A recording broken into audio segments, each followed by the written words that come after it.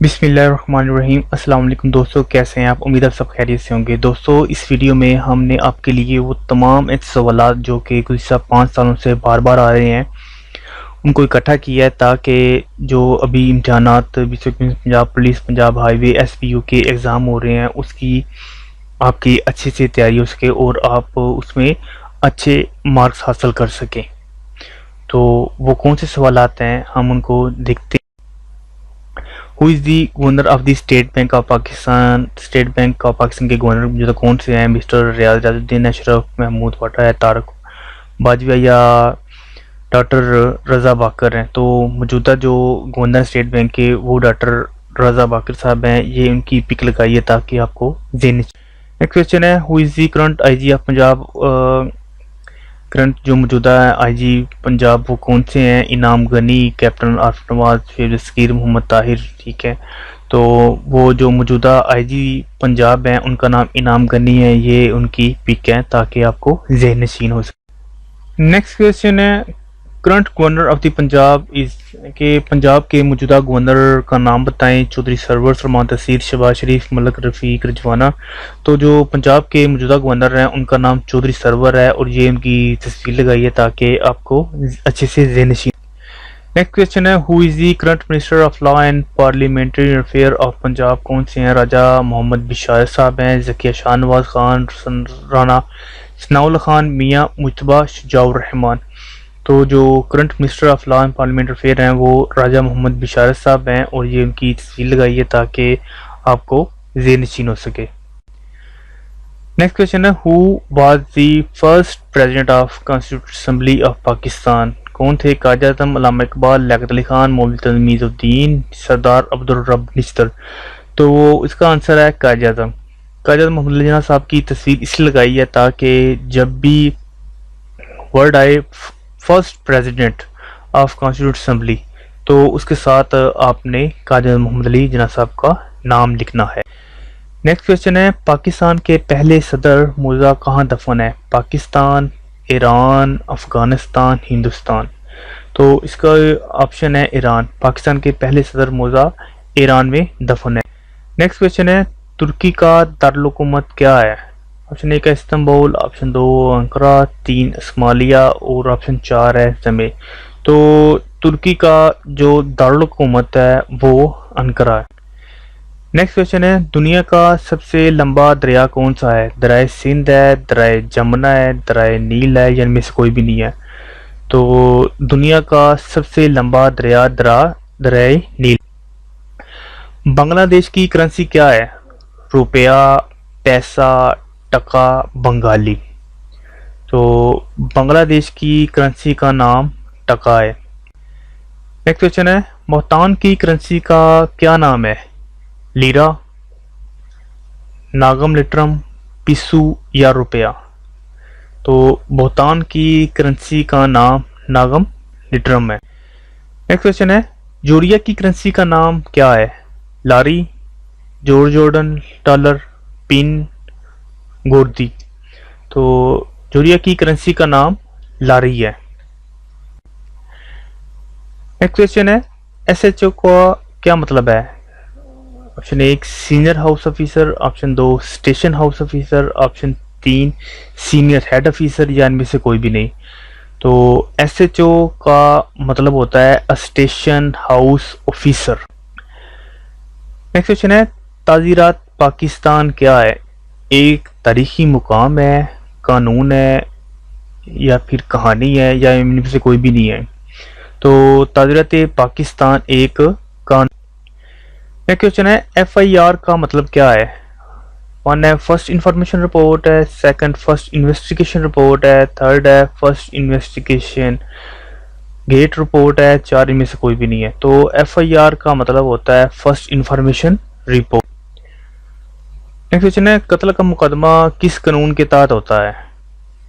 Question 1 दीवानी, 2 civil, 3 फौजदारी, 4 इनमें से कोई भी नहीं। तो कत्ल का जो मुकदमा होता है वो दोस्तों फौजदारी कानून के तहत दर्ज होता है। डकैती के जुर्म पर कौन सी दफ़ा लागू होती है? 390, 392, 420 या 492? तो डकैती के जुर्म पर 392 ते पे लागू होती है। नेक्स्ट क्वेश्चन है, FIA किसका मुखफ़फ़ है? Federal investigation agency, federal intelligence agency, federal institute agency या इनमें से कोई भी नहीं। तो FIA फेडरल इन्वेस्टिगेशन एजेंसी का मुखफ़फ़। नेक्स्ट क्वेश्चन है, FIA का क़याम किस सन में हुआ? 1949 में हुआ, 1975 में हुआ, 1980 या 1985 में हुआ? तो दोस्तों FIA का क़याम 1975 में हुआ। पाकिस्तान का कुल रकबा कितना है? 2 lakh square kilometre, 5 lakh square kilometre, 8 lakh square kilometre. तो पाकिस्तान का कुल रकबा 8 लाख स्क्वायर किलोमीटर है। नेक्स्ट क्वेश्चन है, पाकिस्तान बरआज़म एशिया में कहाँ वाक़या है? जनूबी एशिया, वसी एशिया, जनूब मशरक़ी एशिया? तो दोस्तों पाकिस्तान बरआज़म एशिया के जनूबी एशिया में। नेक्स्ट क्वेश्चन है, पाकिस्तान का कितना रकबा जंगलात पर मबनी है? 3%, 5% या 10%? तो पाकिस्तान का कुल 3% जो रकबा है वो जंगलात पर मबनी है। ज़िला चकवाल की कान से क्या निकलता है? कोयला, नमक या मादनियात? तो ज़िला चकवाल की कान से नमक निकल। नेक्स्ट क्वेश्चन है, रकबा के एतबार से कौन सा बरआज़म बड़ा है? अफ्रीका, यूरोप या एशिया? तो रकबा के एतबार से एशिया सबसे बड़ा है। नेक्स्ट क्वेश्चन है, दुनिया का सबसे बड़ा गुंजानबाद मुल्क कौन सा है? अमेरिका, हिंदुस्तान या चीन? तो इसका आंसर है चीन। दुनिया का सबसे बड़ा गुंजानबाद मुल्क है जिसकी आबादी अमेरिका और हिंदुस्तान से भी ज़्यादा है। नेक्स्ट क्वेश्चन है, हरकत के कवानीन किस मशहूर साइंसदान से मंसूब है? न्यूटन, आइंस्टाइन या मार्कोनी? तो हरकत के जो कवानीन है वो न्यूटन से। नेक्स्ट क्वेश्चन है, बिजली की वोल्टेज को यकसा रखने वाला आला इसे क्या कहते हैं? अल्टरनेटर कहते हैं, रेगुलेटर कहते हैं या जनरेटर कहते हैं? तो बिजली की वोल्टेज जो आला यकसा रखता है उसे रेगुलेटर कहते हैं। नेक्स्ट क्वेश्चन है, कशिश शकल के मुतल्लक किस साइंसदान ने दरियाफ्त किया? इब्ने सीना ने दरियाफ्त किया, माइकल फैराडे ने दरियाफ्त किया था या फिर न्यूटन ने दरियाफ्त किया था? तो दोस्तों कशिश शकल के मुतल्लक न्यूटन ने दरियाफ्त। आंख से नजर ना आने वाला आला उसे क्या कहते हैं? खुर्दबीन, दूरबीन या बैरिस्कोप?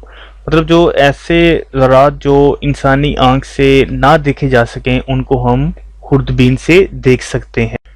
नेक्स्ट क्वेश्चन है, ऐसा मुल्क जो 2 बरआज़मों में शामिल है वो कौन सा है? ट्यूनिस है, लीबिया, तुर्की या ईरान? तो दोस्तों तुर्की ऐसा मुल्क है जो 2 बरआज़मों में शामिल। नेक्स्ट क्वेश्चन है, सेहतमंद इंसानी दिल 1 मिनट में कितनी बार धड़कता है? 40, 60 या 72? तो दोस्तों जो एक इंसानी सेहतमंद दिल है वो 1 मिनट में 72 दफ़ा धड़कता है। नेक्स्ट क्वेश्चन है, अल्लाह ताला किस जुर्म को माफ़ ना करेंगे? शिरक, कत्ल, चोरी या रियाकारी? तो दोस्तों अल्लाह ताला शिरक को माफ़ ना करेंगे, मतलब उनकी ज़ात वहदुल्ला शरीक काला है और उनके साथ किसी ज़ात को भी शरीक ना ठहराए। नेक्स्ट क्वेश्चन है, उफ तक भी ना कहने का हुक्म कुरान पाक में किस हस्ती के लिए है? बुजुर्ग के लिए, माँ बाप के लिए, असातिज़ा के लिए? तो उफ तक भी ना कहने का हुक्म कुरान पाक में माँ बाप के लिए है। तो जब इसका इस तरह है तो उनको उफ तक भी ना। बरोज़ क़यामत सूर फूंकना किस फरिश्ता से मंसूब है? हज़रत जिब्राइल अलैहिस्सलाम, हज़रत मीकाईल अलैहिस्सलाम, हज़रत इसराफील अलैहिस्सलाम? तो रोज़ क़यामत सूर फूंकना हज़रत इसराफील अलैहिस्सलाम से मंसूब। नेक्स्ट क्वेश्चन है, हजूर पाक सल्लल्लाहु अलैहि वसल्लम ने तकमील दीन की बशारत मंदरजा झैल में से किस मौका पर फरमाई? फतह मक्का, जंग बदर, सुलह हुदैबिया या फिर जुम्मतुल विदा? तो जुम्मतुल विदा का मौका था जब हजूर पाक सल्लल्लाहु अलैहि वसल्लम ने तकमील दीन की बशारत। नेक्स्ट क्वेश्चन है, जिजिया किन लोगों पर लागू होता है? काफिरों पर, मुशरिकों पर, गैर मुस्लिमों पर जो मुसलमान रियासत के रहा हों, किन पर?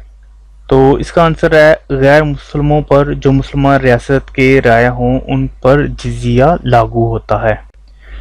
नेक्स्ट क्वेश्चन है किसके तमाम गुनाह बख्श दिए जाएंगे? शहीद के, गाजी के, सादक के या अमीन के? तो शहीद के तमाम गुनाह बख्श दिए। नेक्स्ट क्वेश्चन है ज़बूर किस नबी पर नाजिल हुई? हज़रत दाऊद अलैहिस्सलाम, हज़रत यूसुफ अलैहिस्सलाम, हज़रत इब्राहिम अलैहिस्सलाम या फिर हज़रत इस्माइल अलैहिस्सलाम? तो दोस्तों जो हज़रत दाऊद अलैहिस्सलाम है इन पर ज़बूर नाजिल। क्वेश्चन है चौथा तनासब मालूम करें। 4, 16, 6 के बाद मालूम करना है। तो ऑप्शन है 20, 24, 28, 36। क्लिक कर देते हैं।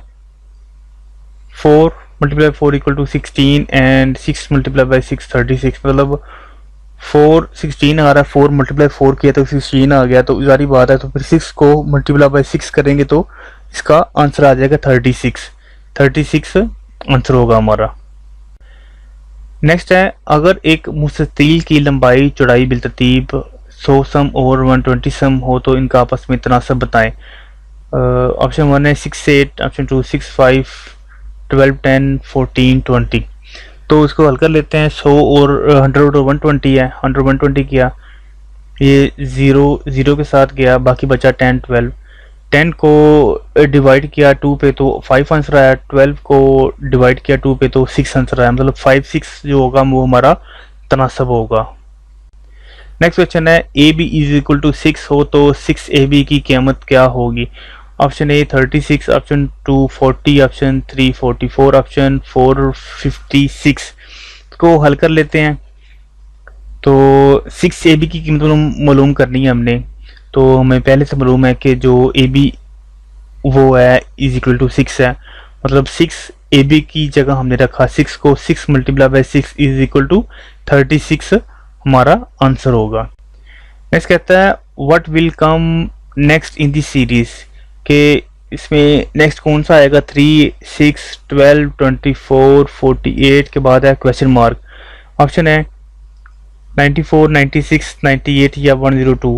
मतलब 48 के बाद कौन सा हिस्सा आएगा? तो इसको हम हल कर लेते हैं। हल करने से मालूम हुआ कि 3 multiply by 2 is equal to 6, 6 multiply by 2 is equal to 12, 12 multiply by 2 is equal to 24, 24 multiply by 2 is equal to 48। मतलब हर हिस्सा जो है वो 2 से मल्टीप्लाई बाई हो रहा है। 3 multiply by 2, 6 multiply by 2, 12 multiply by 2, 24 multiply by 2। तो हम 48 है, 48 को मल्टीप्लाई बाई 2 करेंगे तो आंसर आ जाएगा 96। क्योंकि ऑप्शन बी 96 हमारा आंसर हो। नेक्स्ट क्वेश्चन है कहता है मुसल्लस के अंदरूनी जावियों का मजमूआ कितना होता है? ऑप्शन ए 90, ऑप्शन बी है 160, ऑप्शन सी है 180, ऑप्शन डी है 360। तो दोस्तों ये आपके सामने एक मुसल्लस की शक्ल बनाई है। इसका जो एक जाविया होता है वो 60 का होता है। तो वो कह रहा है मुसल्लस के अंदरूनी जाविया, मतलब तीनों की बात वो कर रहा है। 60 60 60 60 60 120 और 160 हो गए 180। मतलब तीनों का मजमूआ क्या होगा? 180। मुसल्लस के अंदरूनी जावियों का जो कुल मजमू होता है वो होता है 1। नेक्स्ट क्वेश्चन कहता है अगर कुल 1 लाख रुपए मालियत हो, एक बेटे और 3 बेटियों में हिस्सा तकसीम हो के बेटे को दोगुना हिस्सा मिले तो बेटे का हिस्सा क्या होगा? Option A 25,000, option B 40,000, option C 45,000, option D 50,000। तो इसको हल कर लेते हैं। तो मालूम हमने करना है कि एक बेटे और 3 बेटियों का जो हिस्सा है वो हमने देखना है। तो हमें ये भी पता है कि बेटे का हिस्सा दुगना होता है और बेटी का सिंगल होता है। तो बेटे कितने हैं? 2 multiply by 1 is equal to 2। और बेटियाँ कितनी हैं? 3। हिस्सा कितना है? 1 का। और 3 multiply by 1 is equal to 3। तो टोटल कितने हिस्से हो गए? 3 और 2 5 हो गए। और कुल जायदाद हमारे पास कितनी है? 1 लाख है। तो कुल जायदाद में से बेटे का हिस्सा मालूम करने के लिए बेटे का हिस्सा कितना है? 2 है।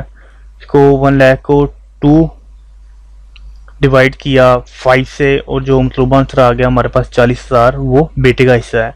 इसी तरह अगर हमने बेटी का मालूम करना तो बेटी का हिस्सा कितना है? 1 है।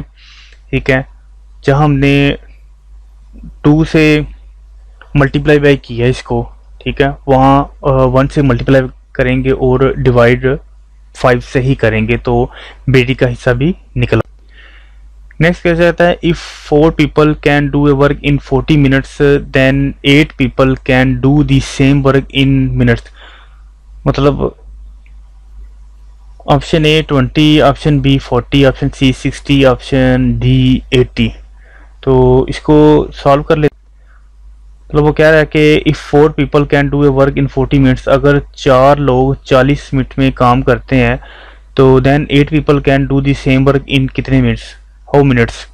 मतलब 4 लोग 40 मिनट में काम मुकम्मल कर रहे हैं तो 8 लोग कितने मिनट में काम मुकम्मल करेंगे। पीपल और टाइम हो गए, 4 40 में कर रहे हैं तो 8 कितने में होंगे। मतलब वो एक चीज़ बढ़ रही है दूसरी फिर ऑटोमेटिकली कम होगी। तो इसके लिए 4 मल्टीप्लाई बाई 8, ये इनको मल्टीप्लाई किया, ठीक है, और जो मतलूब हमने रकम रखनी है उसको x से ज़ाहिद किया है, और 40। तो 40 मल्टीप्लाई बाई 4 और डिवाइड क्या किया हमने, जो इधर आके डिवाइड हो जाएगा 8 और मतलूबा x रकम आ गई। 40 multiply by 4 is equal to 160 और डिवाइड करना 8 से, तो आंसर आ जाएगा हमारे पास 20 होगा। मतलब अगर 4 लोग 40 मिनट में काम कर रहे हैं तो 8 लोग वही काम 20 मिनट में मुकम्मल करेंगे। नेक्स्ट है 4 + 4 - 4 multiply 4 divided by 4 is equal to question mark. Option A 0, option B 1, option C 4, option D 8। तो इसको सॉल्व कर लेते हैं। सॉल्व करने से दोस्तों इसमें जो फार्मूला इस्तेमाल हो रहा है वो डी मैथ्स का है। पहले डिवीजन है, फिर मल्टीप्लिकेशन है, फिर एडिशन है, फिर सब्ट्रैक्शन है। मतलब ये हमारे पास था 4 + 4 - 4 मल्टीप्लाई बाई 4 डिवाइडेड बाई 4। तो डी मैथ्स के लिए डिवीजन किया पहले हमने, मतलब डिवाइड किया 4 + 4 - 4 और multiply by 4। 4 divide by 4 is equal to 1, divide हो गया। उसके बाद है कि मल्टीप्लिकेशन है, 4 multiply by 1 is equal to 4, ठीक है, ये सेम आ रहा है। उसके बाद एडिशन है, यानी कि जमा करना है, 4 + 4 - 4 है, तो 4 + 4 इज इक्वल टू 8 है, -4 है। फिर आखिर में सब्ट्रैक्शन है, 8 - 4, उसमें से 8 में से 4 गए तो बाकी बचा हमारे पास आंसर 4। तो जो इसका आंसर होगा वो होगा 4। नेक्स्ट क्वेश्चन है, what is the ratio of Rahim salary to Imran salary to Naveed salary if Faheem से make 80,000 rupees, Imran 70,000 rupees and Naveed makes 50,000 rupees. Option A 80, 70, 60, 875, 475 या 785। इसको हल कर ले। प्रपोर्शन बता रहा है कि कितनी कितनी है इसकी, 80,000, 70,000, 50,000 है। ये 4 सिफर इकट्ठे, 4 सिफर इकट्ठे, 4 सिफर इकट्ठे, तीनों के सिफर गए हैं, तो बाकी क्या बचा है 8 7 5। मतलब ट्रांसफर जो हमारा होगा वो होगा 8 7 5 का तनासब होगा। नेक्स्ट क्वेश्चन कहता है vertical angles that are opposite to each other all. कहता है वर्टिकल एंगल जो कि अपोजिट होते हैं तो वो ईच एक दूसरे के होते हैं या नहीं होते, क्या उनका बनता है, मतलब नॉट इक्वल होते हैं, अपोजिट होते हैं, स्केललेस होते हैं या फिर इक्वल होते हैं। तो ये मुस्ततिल होती है। इसके क्या कहता है वर्टिकल एंगल्स डेट अपोजिट, ये दोनों वर्टिकल एंगल हैं, ठीक है। मतलब ये जारी बात है भाई, जितना इसका एरिया होगा इतना ही इसका एरिया होगा। मतलब ये अपोजिट भी हुए एक दूसरे के और इनका एरिया भी सेम होगा और ये एक दूसरे के इक्वल भी हैं। मतलब vertical angle that's are opposite to each other are also equal, ये दोनों सेम। कहता है जी फतह मुबीन किस वाक़या को कहा जाता है, सुलह हुदैबिया को, फतह मक्का को। तो फतह मक्का का ही दूसरा नाम फतह मुबीन है। नेक्स्ट क्वेश्चन है बुलबुल हिंद का खिताब किस शायर को दिया गया, अल्ताफ हुसैन हाली, अल्लामा इकबाल या गालिब। तो बुलबुल हिंद का खिताब अल्लामा इकबाल को दिया गया था।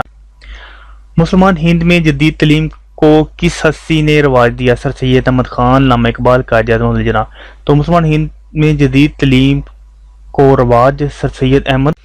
नेक्स्ट क्वेश्चन है शेर बंगाल किसको कहा जाता है? नवाब वकार मुल्क, फजलुल हक, नवाब मुस्लिम हक। तो शेर बंगाल का लक़ब फजलुल हक को। नेक्स्ट क्वेश्चन है लफ्ज़ उर्दू के लफ्ज़ी मानी क्या है? लश्कर, ज़बान, गुफ्तगू। तो उर्दू के लफ्ज़ी मानी लश्कर के हैं। नेक्स्ट क्वेश्चन है गैर वाबस्ता तहरीक के बानियों में से कौन से अहम है? Kofi Annan, Kurt Waldheim, Gamal Abdel Nasser. तो गैर वाबस्ता तहरीक के बानियों में से जो जमाल अब्दुल नासर हैं वो। नेक्स्ट क्वेश्चन है शुमाली अफ्रीका में कौन सा इस्लामी मुल्क वाक़या है? उर्दन, अलजायर या मिस्र। तो शुमाली अफ्रीका में इस्लामी मुल्क जो मिस्र है वो वाक़या। नेक्स्ट क्वेश्चन है इसराइल फ़लस्तीन तनाज़ा किस दहाई में शुरू हुआ? 1920, 1940 या 1960। तो 1920 में इसराइल फ़लस्तीन तनाज़ा शुरू हुआ। कहता है he is superior dash me. Preposition पूरी कर रही है इसकी। टू है, to me, then me, with me, from the या none of these. He is superior to me. Next है you can't always pass dash apprentice, down है, by, into, of या नन ऑफ दीज। तो you can't always pass by apprentice. Next question है choose the correct spelling. इसमें जो दुरुस्त spelling है वो आपने चूज करना है। तो जो इसकी ऑप्शन सी है, इम्च्योर, AMATEUR, ये ऑप्शन। कहते हैं choose the opposite of fast. Fast का जो अपोजिट है मतलब मुसाद है वो आप चूज करना है। एक चीज़ फास्ट है तो दूसरी ऑटोमेटिकली कॉमन सेंस की बात है वो क्या होगी? वो स्लो होगी। नेक्स्ट है write the opposite gender in blank space. Cow और डॉग्स। काओ का जो अपोजिट जेंडर है मतलब ये काओ मेल है तो फीमेल जेंडर क्या होगी? इसकी ऑक्सो होगी। और डॉग अगर मेल है तो इसकी अपोजिट जेंडर फीमेल क्या होगी? बिच होगी। नेक्स्ट क्वेश्चन है choose the word with similar meaning of agree. वो कौन सा है? वो इंटेंस है, अलाउड या एक्टिव है? वो ऑप्शन सी एक्टिव है। Choose the word with similar meaning of agree, वो कौन सा है? वो एक्टिव। नेक्स्ट कहता है fill in the blank with the preposition. Preposition से पूरा कर रहे हैं। ही वाज डैश टाइड टू वार। वो जंग से थक गया था। टू TOO बाय या with. He was to TOO टाइड दी वार। वो जंग से थक गया। इन ब्लैंक्स है ही dash his will before his death. उसने अपनी विल लिख ली थी अपनी वफात से पहले। एक्सप्रेस, रोट या रीड। रोट मीन लिख ली थी। He wrote his will before his death. Next है he is the opposite masculine. Masculine है तो उसका जो अपोजिट है वो स्किनी होगा। नेक्स्ट है as the so and so will you grow, so shall you reap, so would you show. As you sow shall you. और आखिर में दोस्तों आपसे रिक्वेस्ट है कि अगर आप अभी तक आपने हमारे चैनल सोल्यूशन ऑफ एवरीथिंग को सब्सक्राइब नहीं किया है तो प्लीज़ हमारे चैनल को सब्सक्राइब जरूर कीजिए और अपने कमेंट फीडबैक जरूर दीजिए ताकि आपके लिए अच्छी अच्छी वीडियोस बनाई जा सकें। Best of luck. अल्लाह आपका हमें नासिर हो।